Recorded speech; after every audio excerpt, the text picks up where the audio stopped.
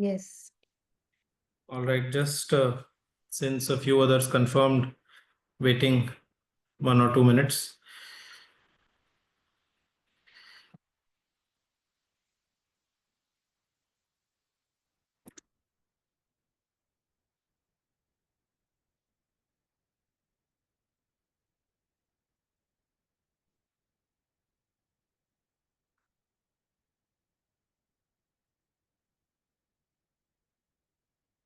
I'll try to start mother's music till that time.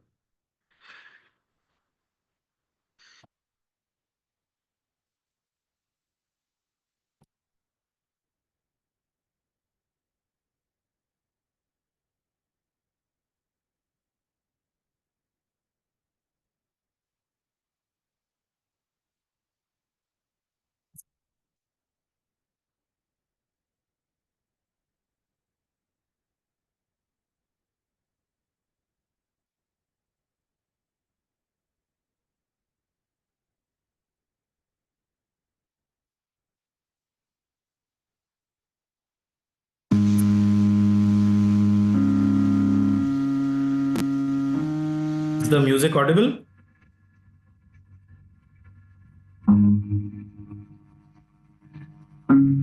Yes. Little patchy. Sorry, It's not so clear. It's breaking. not so clear. 1 minute.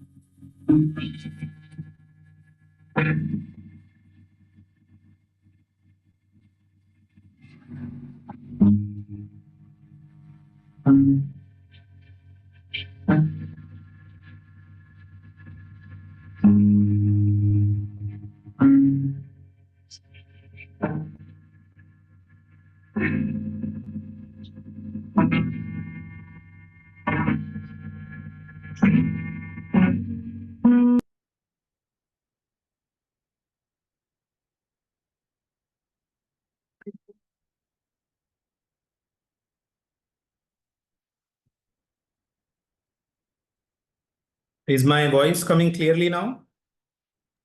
Yeah, it's clear. Okay. Yogesh has also joined.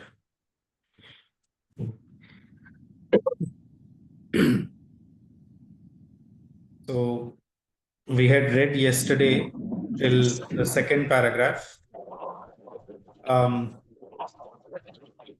just read it, whatever we needed to go deep, we have gone, but just for the sake of continuity, it will take a few minutes. It may therefore be useful in approaching an ancient scripture, such as the Veda, Upanishads, or Gita, to indicate precisely the spirit in which we approach it and what exactly we think we may derive from it that is of value to humanity and its future. First of all, there is undoubtedly a truth, one and eternal, which we are seeking, from which all other truth derives, by the light of which all other truth finds its right place, explanation, and relation to the scheme of knowledge. But precisely for that reason, it cannot be shut up in a single trenchant formula.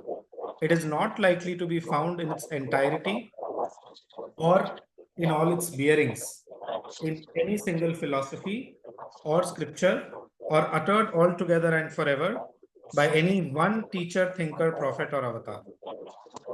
Nor has it been wholly found by us if our view of it necessitates the intolerant exclusion of the truth underlying other systems.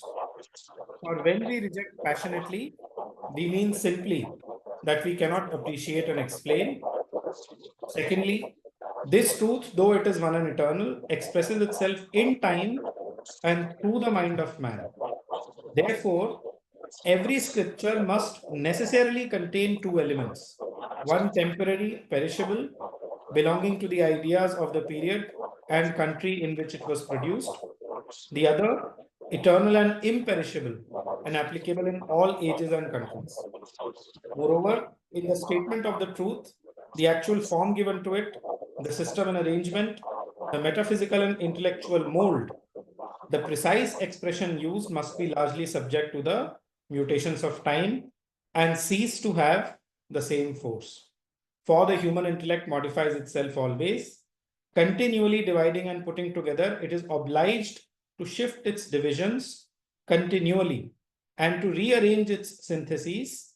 It is always leaving old expression and symbol for new, or if it uses the old, it so changes its connotation or at least its exact content and association that we can never be quite sure of understanding an ancient book of this kind precisely in the sense and spirit it bore to its contemporaries.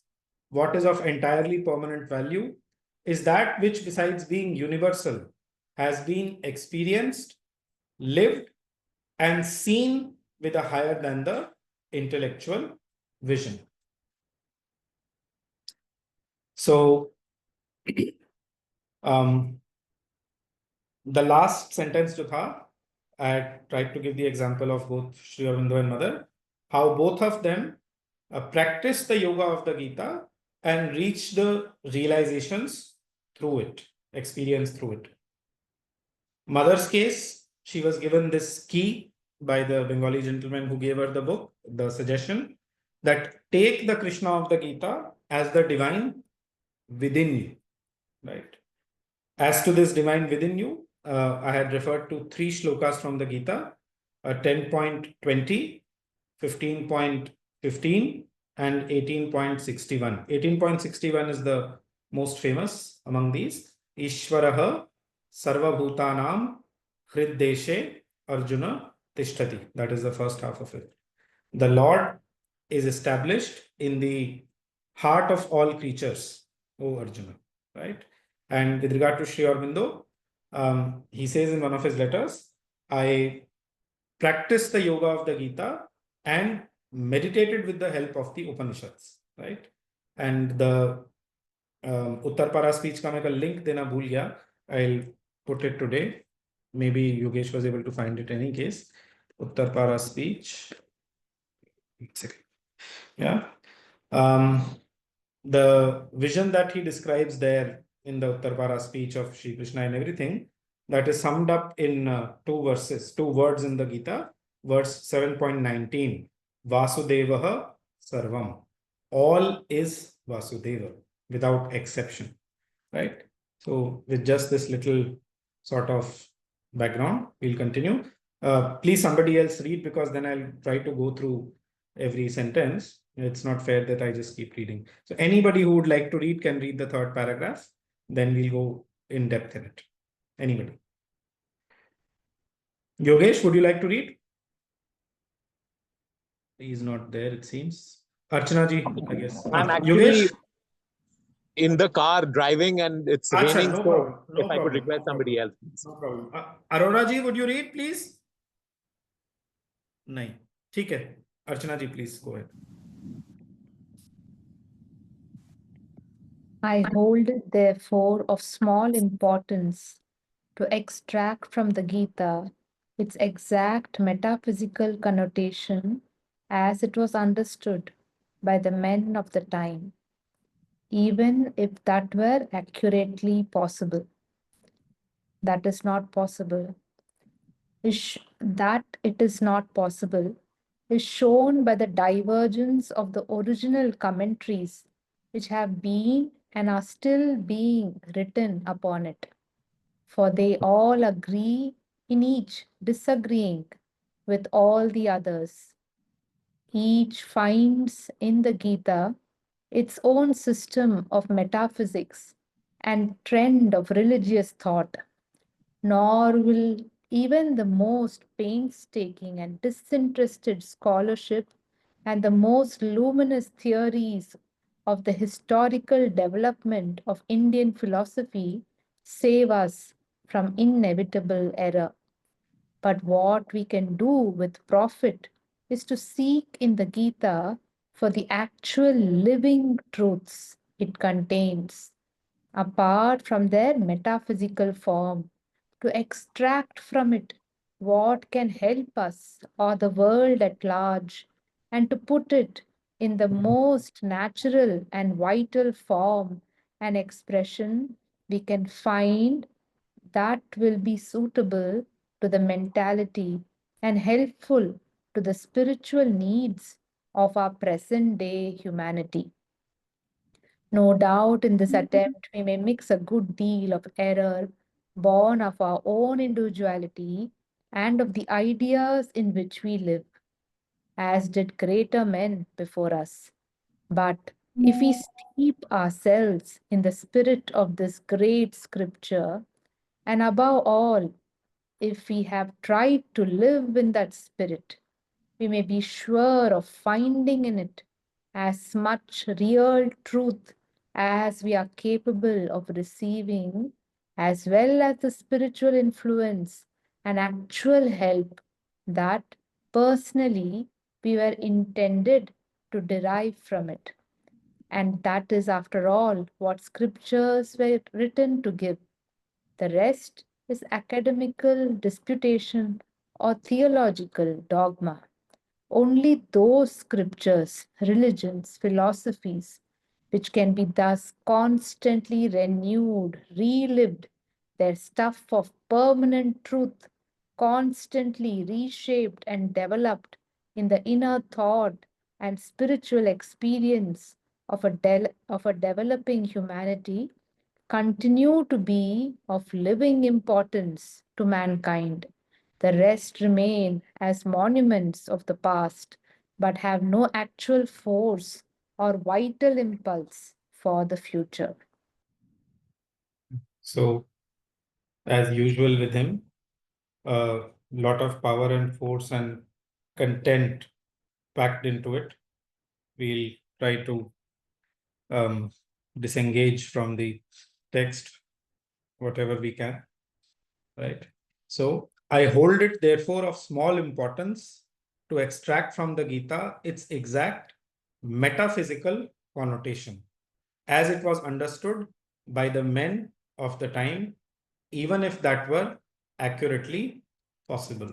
So basically the word metaphysics, the word meta basically means something of something, right? So metaphysics literally means the physics of physics. What does physics do? Physics tries to understand the physical existence, its laws and all that, right? So the physics of physics would be like, it would try to understand the life behind this life. Literally, that is what the word means. It is used as a synonym for philosophy, basically, right? So, but point he's saying is, I hold it of small importance to extract from the Gita its exact metaphysical connotation, as it was understood by the men of the time, even if that were accurately possible. And then he will say it is not possible because we have seen that all the acharyas have differed in their interpretation of the Gita. Now, yesterday I had said it's important to remember this, that in the almost ageless history of our civilization and culture, um, at certain points in time, what certain words have meant or what certain ideas or philosophies have stood for, it is a very, very long passage. And it does not serve our purpose to find exactly what Vyasa understood of the Gita when he was writing it, or some of his disciples, or anything. He's being very, very practical. What matters for us is, इसमें जो phrase आता है, spiritual influence, actual help, etc. तो जिसको कहते हैं हिंदी में बाल की खाल निकालना, right? He is not interested in doing that. He's stating his objective very clearly as to how he is going to deal with the Gita. ठीक है? Exactly what it meant for the people of those time, of course, for the sake of intellectual precision and for the sake of completeness, etc. We would like to know it, but it does not really serve much purpose. So he states it clearly. I hold it of small importance to extract from the Gita its exact metaphysical connotation as it was understood by the men of time, even if that were accurately possible. That it is not possible is shown by the divergence of the original commentaries which have been and are still being written upon it. Right? For they all agree in each disagreeing with all the others. Each finds in the Gita its own system of metaphysics and trend of religious thought. Right? So, for example, Shankaracharya, I have not read any of the commentaries for the main reason that I mean I would like to read them in original and I don't know enough Sanskrit that I can read them. There is a gentleman called Ranganath Raghavan in the ashram. For short, he's called Rangada. He has read these commentaries even in the origin. Some of his lectures are there on YouTube, many of his lectures actually, even on the essays on the Gita, I believe they are there. So to take advantage of them, you can just on YouTube search for Rangada, like that, essays on the Gita, and you can find, right? So by the divergence of the original commentaries. So Shankara interprets it in the sense of Advaita. And basically, for the uselessness of karma after knowledge has been attained. Okay. For the uselessness of karma, I am saying. Sarvam karma khilam partha jnane परिसमाप्यते. I think मैंने कल वो जो श्लोकास डाले थे उसमें ये वाला रह गया था. I'll put the exact number of this shloka. I've quoted it too often already. So then somebody who succeeds him 200 years later, Ramanujacharya, उनकी जो philosophy है, there are like 6 of them mainly. Shankaras is called Advaita. It's like everything is the Brahman and everything other than the Brahman is false. But then there is nothing other than the Brahman. Because the Upanishad says Sarvam Khalvidam Brahma. Chandogya Upanishad 3.14.1 for those who want to write down the reference. Another phrase, Ekam Eva Advitiyam Brahma. One alone without second is the Brahman. There is Brahman alone, the one without a second. Then how can you say that there is something else which is false? Because there is nothing else except the Brahman. It's childish logic. It's just very simple, right? That's what he was saying in the first paragraph. Intellectual egoism and spiritual pride. Even the best of men वो नहीं हो पाता है. He will इसी chapter में he is very understanding. It's not that Sri Aurobindo is just critical, but he's very understanding. He explains the difficult nature of the text, the winding motion जिसमें Gita move करती है, and it's very universal. And once it gives one thought, then again it gives another thought, then again the same thought. In the beginning of the 3rd chapter, Arjuna asks him, what is better, karma or jnana? Again, in the beginning of the 5th chapter, a similar question is asked. So it is very easy to get confused. I said it in the introductory session, only God himself could have really explained the Gita, and that is why God had to come himself as Sri Aurobindo to write the essays on the Gita. If this does not, go down the throat of some people, I can't help it. This is my feeling at least, as regards this thing, So, shown by the divergence of which have been and still being written upon it, all revisions. अच्छा उसके बाद Madhvacharya is there, ठीक है? Then lesser ones, but Vallabhacharya, Nimbarkacharya, Chaitanya Mahaprabhu, all of these have interpreted it in their own way, right? Then in the modern times, Bankim was, I believe, the first, Bankim Chandra Chatterjee, the great Bengali writer. Unno, as I said yesterday, he fixated on 2.47, Karmanyavadhikaraste, Ma Phaleshu Kadachana. You have only the adhikar for the action, but not to the fruits thereof. And he went so far as to make it the Mahavakya of the Gita. And in fact, wo hua hai. In general, if you ask anybody, what is the Mahavakya of the Gita? Karmanyavadhikaraste. It is not the Mahavakya of the Gita. Sri Aurobindo explains it clearly. Again, wo anticipation ho jayega. And we are just on the 3rd paragraph of the book, right? So, Tilak wrote a commentary when he was in the jail for 6.5 years in Mandalay. Gandhi wrote, people after Sri Aurobindo have also written, Chinmayananda, this and that and everything, but they see it in their own खुद के lens से वो उसको देखते हैं. Perhaps, it's not wrong to say that they're not as universal as the teaching itself in their consciousness. That is why the interpretation that they give, again, it's not to judge them. All those commentaries themselves can be useful. हम खुद कितने universal हैं? One should look at oneself. So they can be useful, but if you are looking for the most integral and most comprehensive, then as we will read the book further, you will realize that this is the most authoritative commentary on the essays on the Gita. This is what I was quoting Mother yesterday. After Sri Aurobindo's interpretation, the influence of the Gita has increased considerably and has become decisive. That is something occult actually. It's a kind of occult working. You can even say, just say the Bhagavad Gita was given by Sri Krishna at the beginning of the Kurukshetra war. Similarly, the essays on the Gita is being given by Sri Aurobindo during the First World War. And the world had not seen such a huge war for a long, long time. I don't know enough history to know which was the next major war before the First World War, going back in history. But I mean, it started in two years later, but the Arya had started in 1914 itself. Right? When they announced the Arya on 21st June 1914, within a short time, the First World War happened. So there's a very strong parallel between these things. Anyway, so for they all agree, disagreeing with the others, find the Gita its own system of metaphysics and trend of religious thought. Metaphysics is to do with the thinking part of the personality, cogitation and contemplation and introspection and thinking out the reality, basically. What is meant by religious thought is got more to do with the devotional side of our being, right? So it's there in both. In some one is dominant, in some other is dominant. That is all. Now, nor will even the most painstaking and disinterested scholarship and the most luminous theories of the historical development of Indian philosophy save us from inevitable.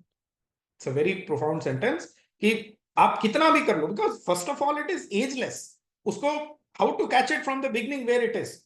If you read the Rig Veda hai, it is regarded as the oldest scripture to mankind, even by Western people, not just by Indians. Okay? In the very first sukta itself, Purve bhi, like this it comes. One second.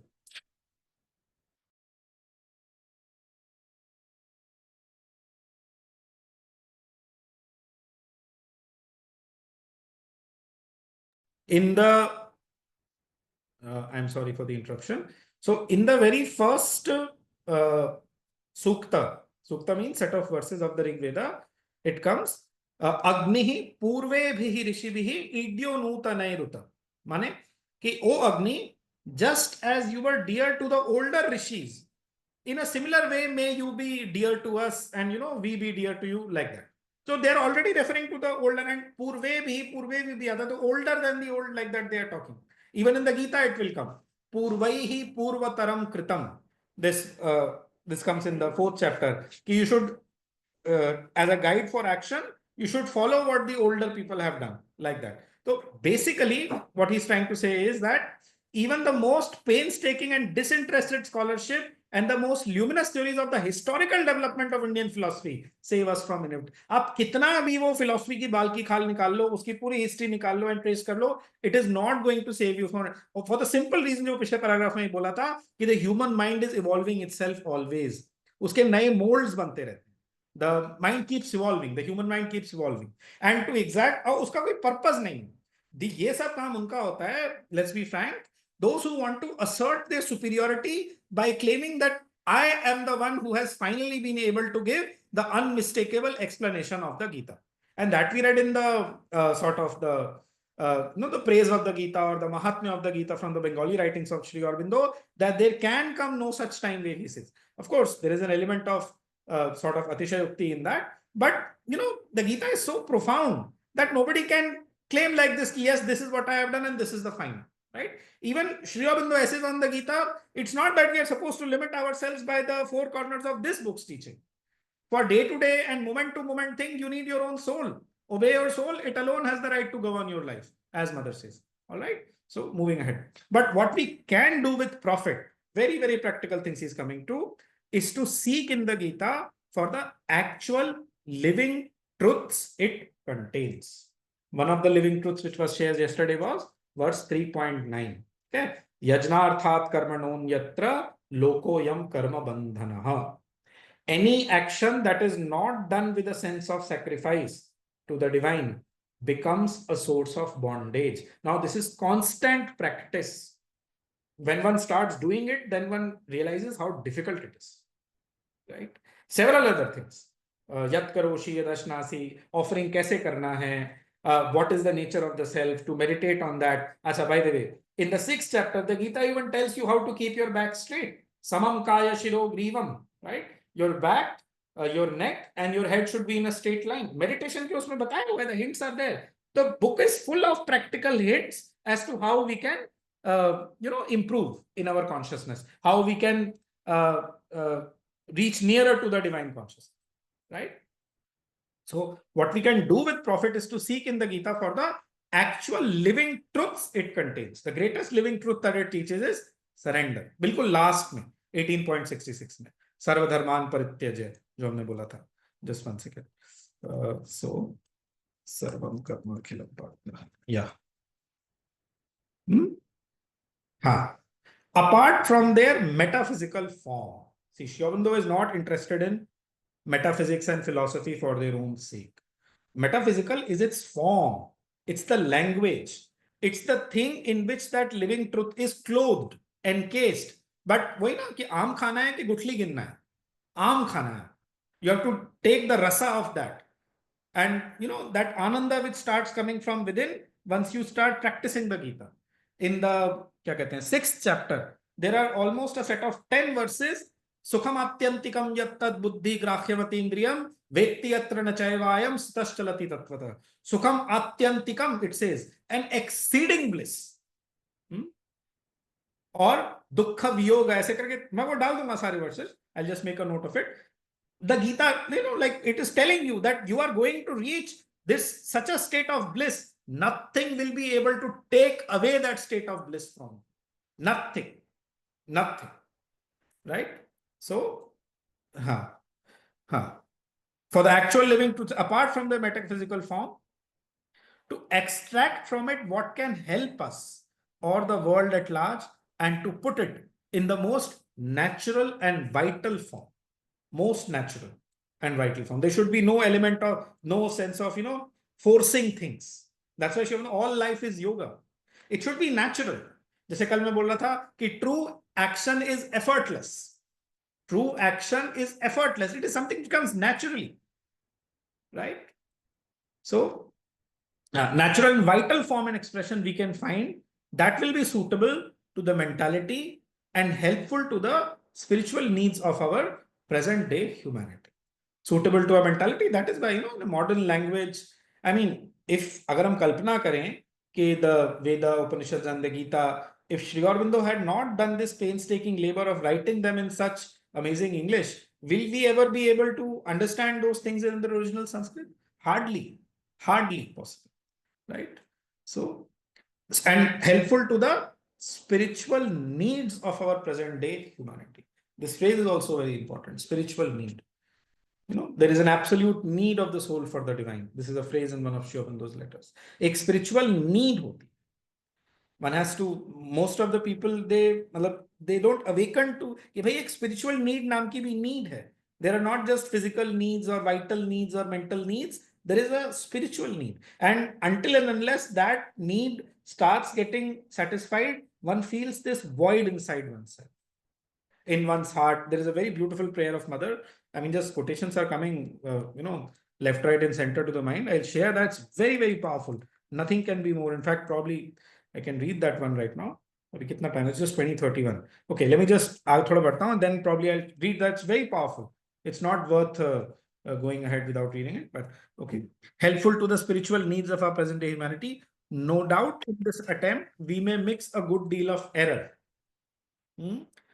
Born of our own individuality and of the ideas in which we live, as did greater men before us. Is being very humble. मतलब ये भूमिका वो बना रहे हैं for his presentation of the essays on the Gita. So he's being very humble that I might also make a mistake, as did greater men before me. Doesn't matter.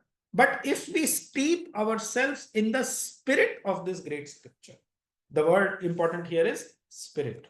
If we steep ourselves in the spirit of this great, and that cannot be done until and unless one starts practicing the Gita in life.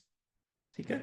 Scripture वगैरह का importance मैंने पहले बताया था. Basically, towards the end of the 16, the word for scripture is Shastra, right? And the Gita clearly says that if you do not follow the Shastra, ठीक है, you basically come to ruin. वो, it's true that ultimately you have to get rid of all Shastras and you have to follow the eternal Veda in your heart. But in order to reach that kind of discipline which is needed, it comes from the Shastra. Tasmat Shastram Pramanante Karya Karya Vyavasthito. This is towards the end of the 16th chapter. Like uske pehle, there is almost an admonishing verse. If you do not follow the Shastra, then basically you are completely ruined. You do not know what to do like that, right? So in the spirit of this, and above all, if we have tried to live in that spirit, जो मैं बोलने की कोशिश कर रहा था, we may be sure of finding in it as much real truth as we are capable of receiving. See, as much real truth as we are capable of receiving. I can say this, कि if you just read the Gita, if this book, let's say English वाला ही बात करते हैं, you read the essays on the Gita, just read it for 10 minutes. अरे, the Shakti in it is so much that you will find कि you are not able to contain it. So the question of capacity and Adhar comes very fast like that. If you read the Gita in the original, just read 5 or 10 verses, just chant it out. Arey, just start getting filled, like that. So as much real truth as we are capable of seeing, as well as the, abhi bahut important hai, spiritual influence and actual help that personally we were intended to derive. This is the reason for the writer of the Gita to write this. Spiritual influence and actual help. Okay? I mean, it goes to that extent, जहां तक influence की बात है, there is a shloka in the Mahatmya of the Gita, Gitayaha pustakam yatra, yatra pathah pravartate, tatra sarvani tirthani prayagadini tatra vai. कि गीतायाः पुस्तकम यत्र, wherever is the book of the Gita, ठीक है, यत्र पाठः प्रवर्तते, wherever its study is proceeded with, तत्र सर्वाणि तीर्थानि, there are all the tirthas, prayagadi, etc. tatra vai, they are there. So there is a truth in this. There is a truth in this because it is the word body of the Supreme Himself. There is nothing higher than the Supreme of the, there is nothing higher, I'm sorry, than the Purushottama of the Gita. Nothing higher than that. There is an express verse to that. 7.7. You can note down. Mattaha parataram nanyat kinchidasti. Parataram means supreme than me, more supreme than me. Than me, there is nothing more supreme. Very clearly it says. Mattaha, than me, parataram, more supreme. Nanyat, no anyat, no other. Kinchidasti. There is nothing that is more supreme than me. Right? So it is the word body of that supreme consciousness. When I first 2 classes में बताया था कि when Krishna himself was asked to repeat the Gita by Arjuna later on, he was not able to do it. He said, I can't do it. Param hi brahma kathitam yoga yuktena tanmaya. The Gita was spoken by me in a state of union in yoga with the Param Brahma. Like that he says. Right? So, spiritual influence. Anmol, Yes. so Anmol, the two things that have been very well elaborated in the first half hour that we've done right now is that this text is to be applied. So I think the summary that you're saying, it's not for each one of us on the call, it's an opportunity to understand that there is an operational manual of how life should be led. Exactly. And this is what the Exactly. Gita. You use the right rather word. than It's an getting into the operational manual. metaphysical, it is the day-to-day engagement with life. Exactly. If we are not in that state of engaging in an effortless manner, this is the guidance of how we can do it, right? Yes, precisely, precisely. और उसमें भी जो वो effortless वाली चीज है, कर्म yoga. By learning the secrets of karma yoga, we can get to that effortlessness. Okay. Right? So yeah. The spiritual influence, actual help that personally we were intended to derive from it. Okay? So, like as I said, वो जो महात्म्य है, I'll share it probably. उसमें दिया हुआ है कि if you read this many क्या होता है, if you read that many क्या होता है. It's an actual help. It's a very living thing. Like I said yesterday, it's a mother. It is called as mother twice. जो उसकी prayer लिखी गई है. It is referred to as mother. It's not called a book. पुस्तकम वगैरह नहीं आता उसमें. It is directly called a mother, which is what it is, right? So, and that is after all what scriptures were written to give. This is the purpose. It is not कि भाई you read a scripture, you understand it somewhat, better or this and that, and then you can boss around. See, I know it better than you. This is just intellectual thing. Okay, even that kind of study will help you to improve yourself, but the purpose is to live it. And Ramakrishna used to give this example. When you read something and you practice little yoga, he said when this fish, when it is being put in the oil, so वो छट ऐसे करती है. But when the oil, soaks into it, it simply and quietly it just sinks down to the bottom of the vessel, like that. So same is with yoga. The initial में we might trot around and के दिखाना ये मेरे को पता है, I understand this better and this and that, but that is basically a childish stage. The real thing is to live it. and the more we live it, the more quiet we become. Gita का जो first वो होता है, second chapter में बताया है, it's the realization of the Brahmi sthiti बोलते हैं. It is the eternal silence. One can start feeling that some glimpse of that silence from within starts coming.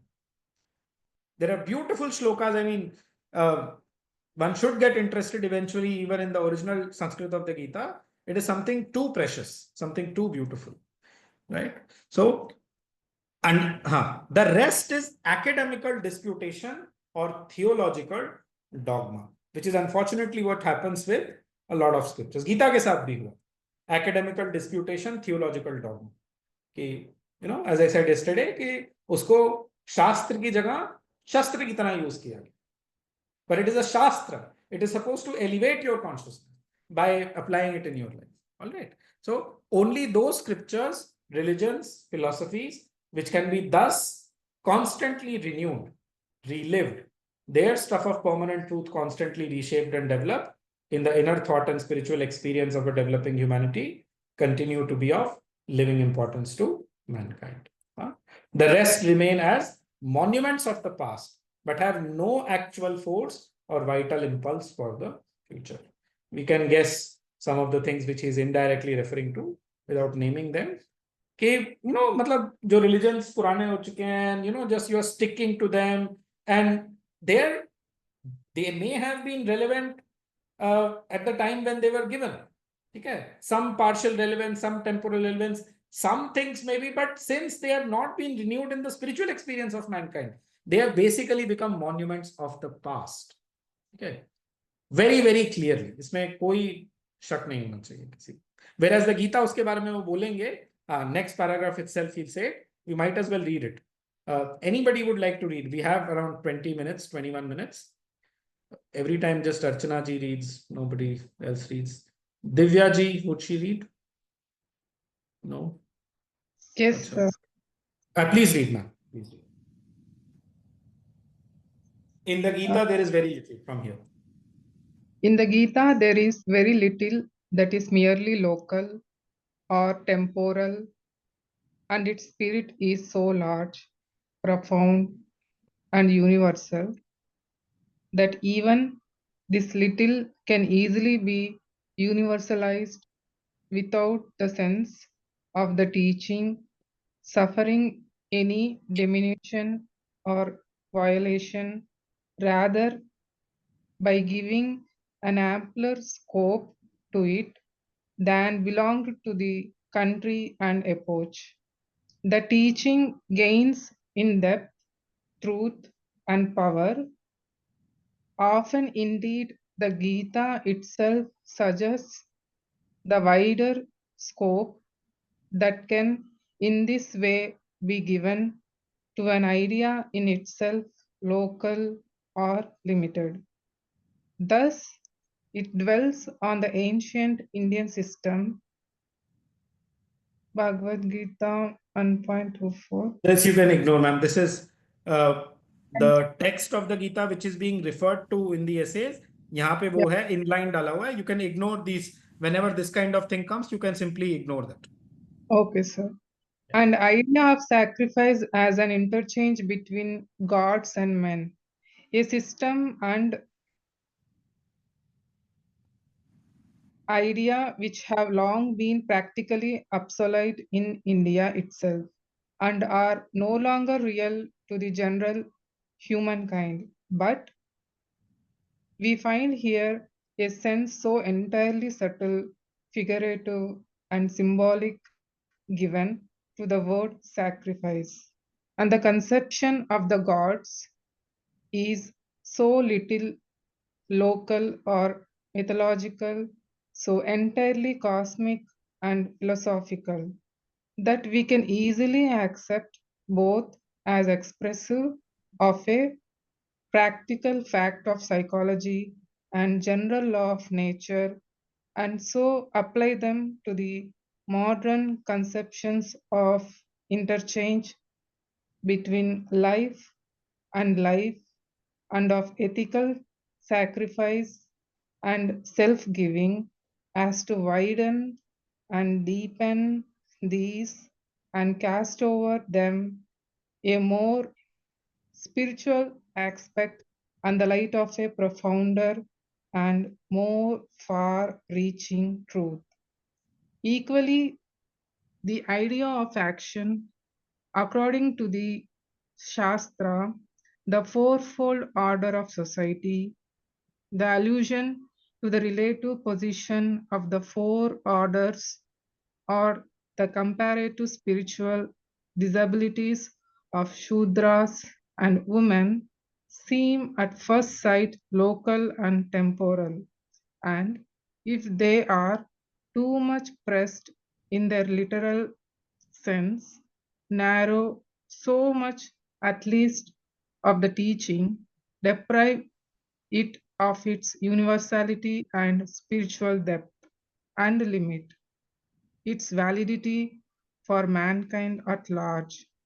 But if we look behind to the spirit and sense and not at the local name and temporal institution, we see that here too the sense is deep and true, and the spirit philosophical, spiritual, and universal.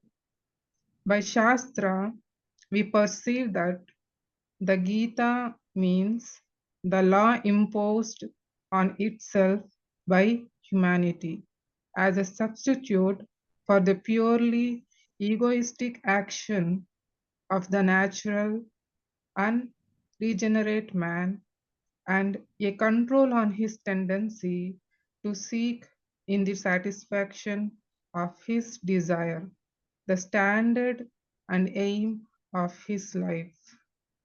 We see too that the fourfold order of society is merely the concrete form of a spiritual truth, which is itself independent of the form.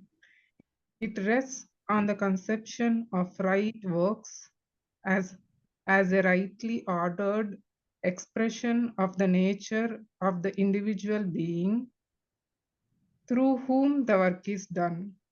That nature assigning him his line and scope in life according to his inborn quality and his self-expressive function.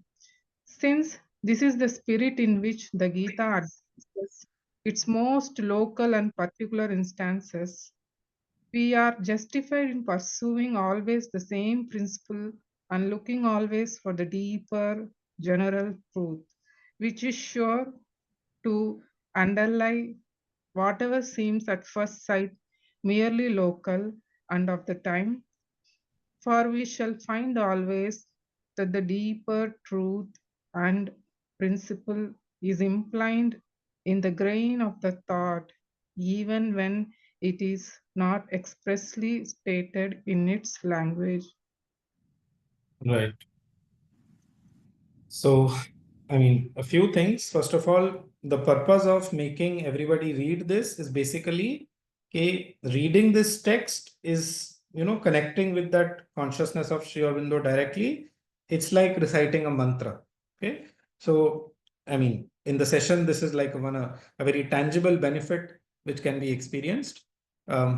Second, I mean, Sri Aurobindo, one finds in all his writings and in general, his personality as described by those who have written books on him, there is no sense of hurriedness in him. So he goes about it in a very thorough way, easy paced and very deliberate and very thorough. तो you have to have certain patience. आपको लगे कि यार ये तो भूमिका ही बना रहे हैं, इतना लंबा इंट्रोडक्शन दे रहे हैं, then I mean, you need somebody जिससे आपको थोड़ा faster solution मिल जाए. Which Sri Aurobindo, it's like, I'm not saying it's slow and I'm not saying that it is superfluous, not at all. But वो बड़ा easy paced and very deliberate and very thorough it is. So one has to get accustomed to his style. And third and most important thing, ठीक है, we are reading this in the class as a group and I am trying to explain, not miss out anything. But I would say there is no substitute for personally reading this book on your own. There is no real substitute for that. And if this session can, motivate people to read the book for themselves, time nahi hai, koi baat nahi. But if the time is there and you start reading this on your own, then the purpose of the class is served at least partially, right? So we have around 13 minutes. In the Gita, अब वो क्या कह रहे थे पिछले वाले उसमें कि the rest remain as monuments. Those who fail to reinvent themselves, right? They are no longer applicable. जबकि गीता के बारे में उन्होंने क्या कहा है कि in every scripture there are two parts. One is eternal, it is forever true, and one is temporal and belongs to that particular desha or kala, right? So in the Gita there is very little that is merely local or temporal. Local माने space का, temporal माने time का. And its spirit, look at this, is so large, profound money deep and universal, that even this little can easily be universalized without the sense of the teaching suffering any diminution माने reduction or violation. उसके examples वो यहाँ पे देंगे 3-4 in this paragraph. Rather, by giving an ampler scope to it than belong to the country and epoch, the teaching gains in depth, truth, and power. So it is just the opposite. When you apply the teachings of the Gita to the modern context and everything, then the teaching gains in depth, truth, and power. Okay. Sometimes this doubt can come, something which was, this is a very frequent doubt which comes to the human mind. Something which was written so long ago, is it still relevant to me? Yes, it is relevant. And in fact, the eternal truths that are stated in the Gita right in the beginning, actually, second chapter, the way it starts, there was never a time when you were not there. There will never be a time when you will not be there. I mean, come on. Who is there who does not need to realize this at some point in their evolution? जो fearlessness आती है, it simply cannot come without the sense of the eternity and immortality. Why, for example, the Western civilization is so, going helter-skelter and itna wo unke andar impatience and all? Because this basic Vedantic truth, they do not know. This basic Vedantic truth, they do not know. That is why, right? So, rather by giving an ampler scope than belong, often indeed, the Gita itself suggests the wider scope that can in this way be given to an idea in itself local or limited. Thus, it dwells on the ancient Indian system and idea of sacrifice as an interchange between gods and men. यहाँ पे 4.24 दिया है, but it is there even in the third chapter, where you find the mention of Brahma, you find the mention of gods, and it says कि when you do not sacrifice to the gods and you only keep taking from the gods, then you're like a thief. You can replace the word gods there by the word world and universe. If you keep taking and you don't give back in return, you're like a thief. All those ideas are there, right? Between gods and men, a system and idea which have long been practically obsolete in India and are no longer real to the general human mind. But we find here a sense so entirely subtle, figurative, and symbolic given to the word sacrifice. And the conception of the gods is so little local or mythological, so entirely cosmic and philosophical, that we can easily accept both as expressive of a practical fact of psychology and general law of nature, and so apply them to the modern conceptions of interchange between life and life. This microcosm, when it offers itself unreservedly to the macrocosm, to the universe, in return, it gets filled with that universal energy, and through this, इसको बोलते हैं paraspara, mutuality. Through this parasparam bhavayantah, this is a phrase in the Gita, this is how the universal, this is how the evolution, proceeds, right? So, यहाँ पे कह रहे हैं life and life. What are gods? Gods are nothing but the universal personalities. They are in charge of some cosmic functions, right? So, for ये जो environmentalism का होता है, for example, behind all these gods, मतलब behind all these things, there is a god. Vayu, for example, जिसका incarnation Bhima था. So if somebody is, बहुत crude example दे रहा हूँ, air pollution के लिए कोई कुछ कर रहा है, that is in turn offering itself to that Vayu Deva for the purification of them, like that. So basically what he's trying to say here is that even though the language and the form of the ideas given in the Gita is somewhat ancient, but they are not so rigid. They are very subtle and flexible, and they can very much be applied to the way we understand things in the modern context. So Okay? Anmol, gods here, Yes. when Yes. you are explaining and you gave an example Cosmic of functionaries, yeah. So as per the Gita, and you've read Sri Aurobindo so well, is the God therefore to be understood of these 4 or 5 Sorry? elements? Is that what he's referring to? आपकी आवाज रुक गई थी बीच में. Can you please repeat? Gods, the reference of gods in the passage that you just read, saying it's an interaction of the self with Life, see, when interaction we talk between about life the and life. universal oneness, we understand, but the Yes. God connotation here, what is he trying to elaborate? Is it Gods the here element? means the cosmic functionaries. For example, जो अर्थ है, it is only in the उसको अर्थ worth है, but basically the name of the goddess is Prithvi. That is the sacred name of the goddess, right?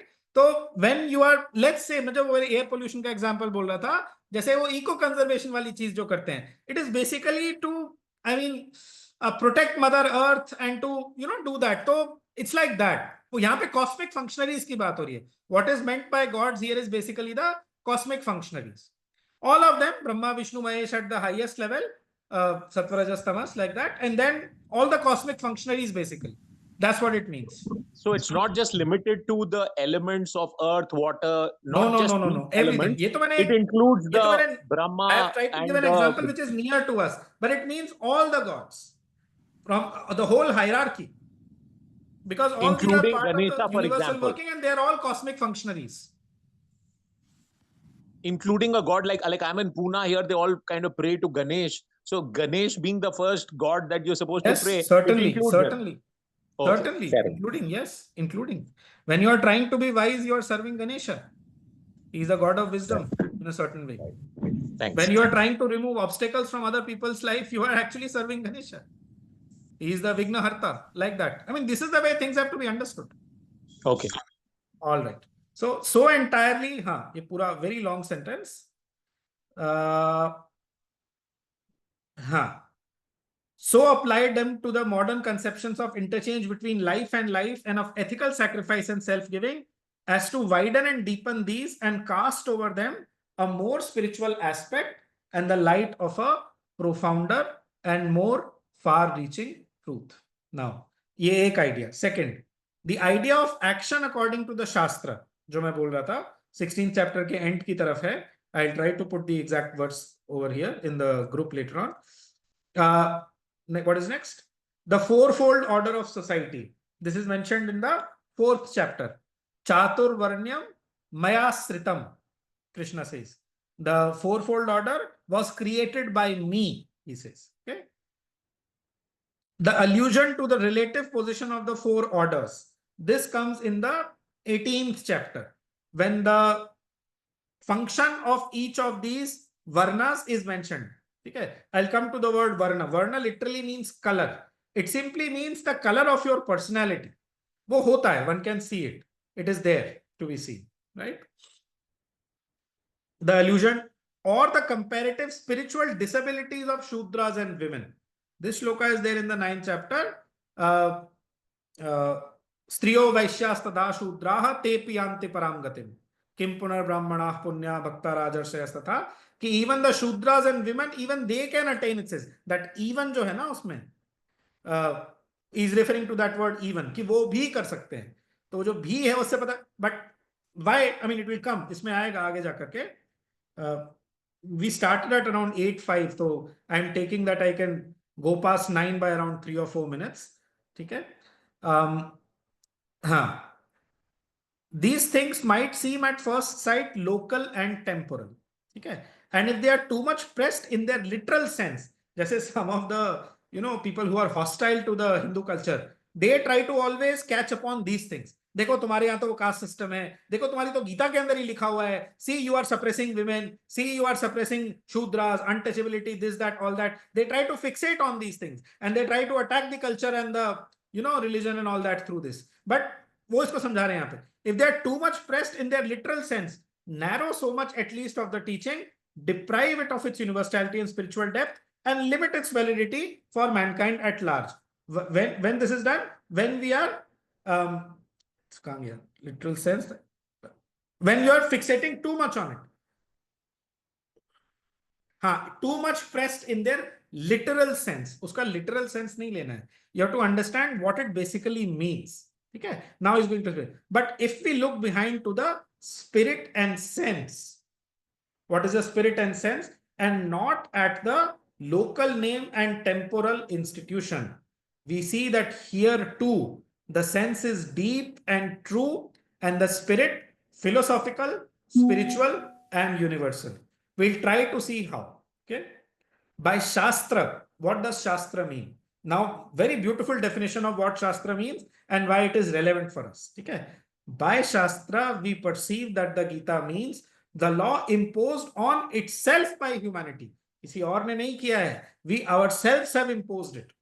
We don't have to reinvent the wheel in every generation. We are not going to move. We are going to move very, very tardily if we do that stupidity. Okay. This is why Shastras are created and imposed on itself by humanity itself. किसी और ने नहीं किया है. All right. So we perceive that the Gita means the law imposed on itself by humanity for what? As a substitute for the purely egoistic action of the natural unregenerate man. Where this verse of the Shastra comes, 16th chapter ke end mein, the chapter's title is Daivasur Sampat Vibhag. It tells what is the Devic nature and what is the Asuric nature. And basically to tame that Asuric nature, that Rajasic, violent, uncontrolled nature, usko tame, and it is there in us. When you read that 16th chapter, I'm saying, be honest and truthful. वो mirror की तरह वो दिखता है कि how much of this Asuric nature is a part of me. To some extent it is there, and our job is to eradicate it. Be honest and eradicate it. And for that, you have to submit yourself to the authority of the Shastra. Of course, ultimately, it leads to the opening of that supreme Shastra within our heart. That is the goal, right? But वो जो animal nature है हमारे अंदर, that vital nature है, उसको correct करने के लिए, उसको tame करने के लिए, that Shastra, the authority of the Shastra has to be submitted to. There is no two ways about it. A lot of people who try to be too wise, मेरे को कुछ नहीं फर्क पड़ता, I am guided only by myself. You are not guided by yourself. You're not guided by anything actually. It's just egoism. There is very, very few people who do not need to submit to the authority of a guru or a shastra. Very, very few people. Exceptional cases like Sri Aurobindo or Ramakrishna or people like this. Most of the people, they need to submit themselves to the authority of a shastra or a guru. Right? So 9 o'clock already. And purely egoistic action of the natural unregenerate man, and a control on his tendency to seek in the satisfaction of his desire the standard and aim of his life. This is what the 16th chapter refers to when it speaks of the Asuric nature. All right. We see too, now the second point, that the fourfold order of society is merely the concrete form of a spiritual truth, which is itself independent of the form. I'm just giving a reference here. In the Synthesis of Yoga, there is one whole chapter on this. It is called the fourfold personality and something. It is in part 4. So basically, what it means is all of us are having something of that Brahmin temperament, that intellectual thing, something of that warrior and protect karne wala temperament, the Kshatriya thing, something of that creativity and production, which is what Vaishya basically means, and something of that spirit of giving ourselves in service to something like that. All the four are there in us, and in the integral personality, all of them are developed. All of them are there. One of them can lead. So you can be predominantly an intellectual. Okay? And the other three can serve the dominant personality. Okay? जैसे वो horoscope में आपका जो वर्ण mentioned होता है, या simply by your caste or surname by virtue of your birth. So in general, one of them is dominant in general, but the rest are also there. I mean, the personality is incomplete without it. Right? So it's a very natural thing. Again, उसमें elaboration में जाने के लिए the whole chapter is there in the Synthesis of Yoga. I'll share the link to it. Well, it's a very interesting chapter. One can read it. Fourfold personality करके है. There in detail he tells it. And even in this book later on he's going to tell. But not in as elaborate detail as he has told in the Synthesis of Yoga. Alright? कहाँ पे गया? हाँ. it rests on the conception of right works as a rightly ordered expression of the nature of the individual being through whom the work is done. वो स्वभाव वाली बात है. Some people are survived by nature. ठीक है, तो वो वैसे करेंगे. वो डेवलपमेंट का भी होता है. Some people, they are not having the required level of intellectual development. They can only offer physical service.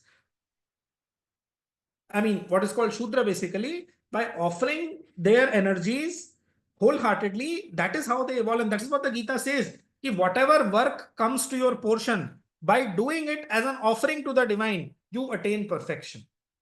Swakarmana tam abhyarchya siddhim vindati manava.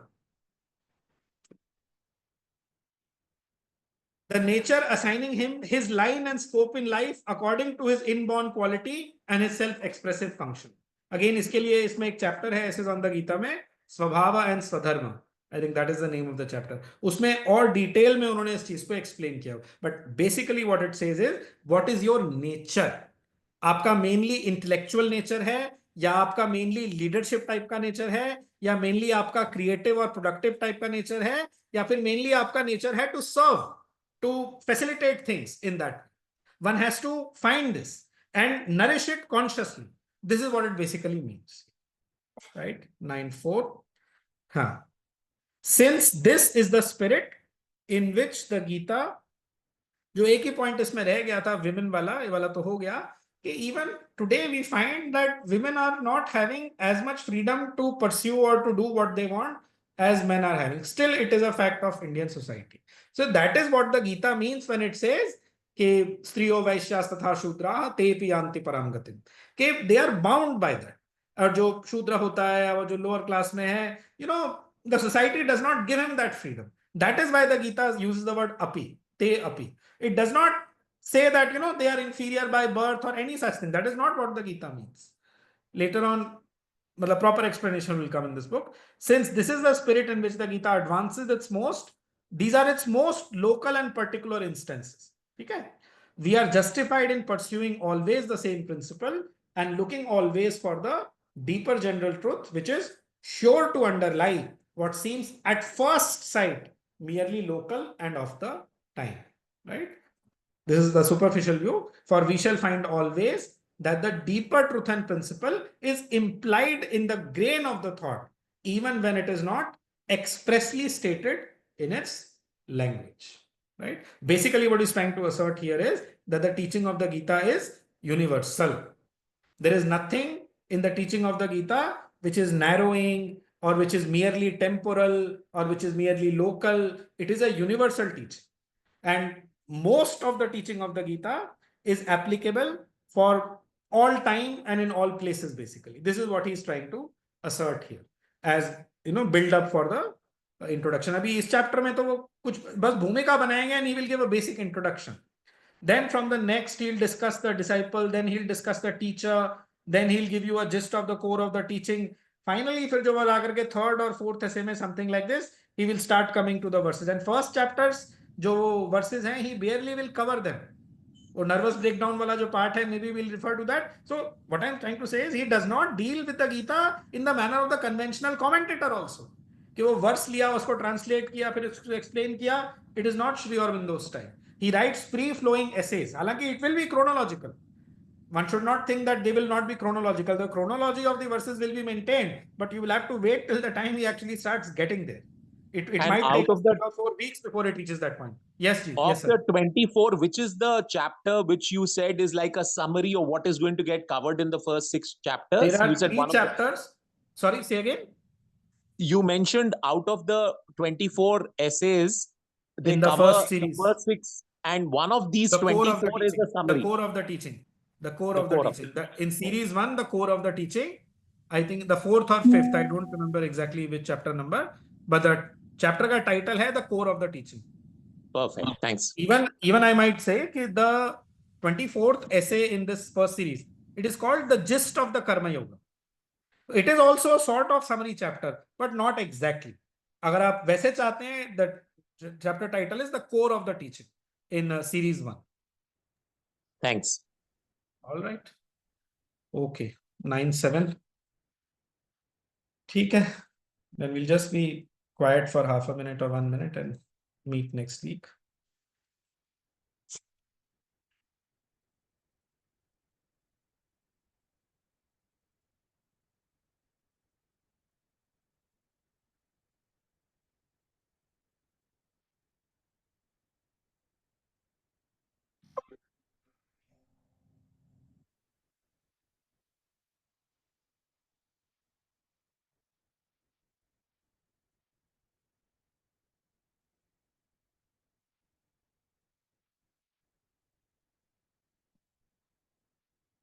Thank you.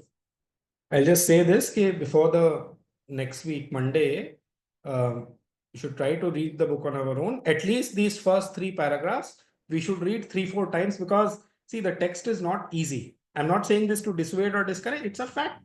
आपको solid चीज चाहिए, तो you have to make some effort, right?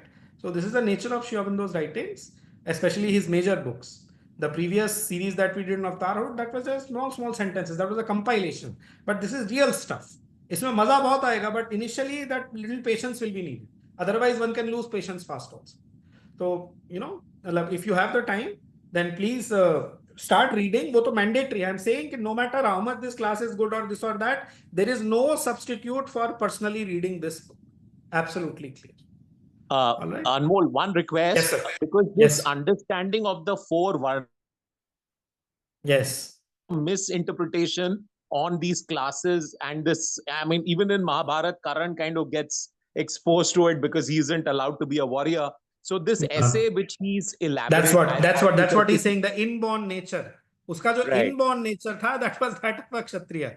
But जो outer society ने उसके ऊपर impose किया कि because you are a Sutaputra, that is why you can't fight and all that. Right. So if you could share which we should read, because I think that you covered and you gave I already told. I will share the chapter links. There are 2 proper chapters on it. One is called Swabhava and Swadharma. That is from the essays on the Gita. That is more wide, but particularly fixated. Synthesis of Yoga का एक chapter है, which is मतलब exactly on this, on the 4-fold personality. So I will share the links to both the chapters. Right. All right. Okay. Thank you. See you all next week. Thank you.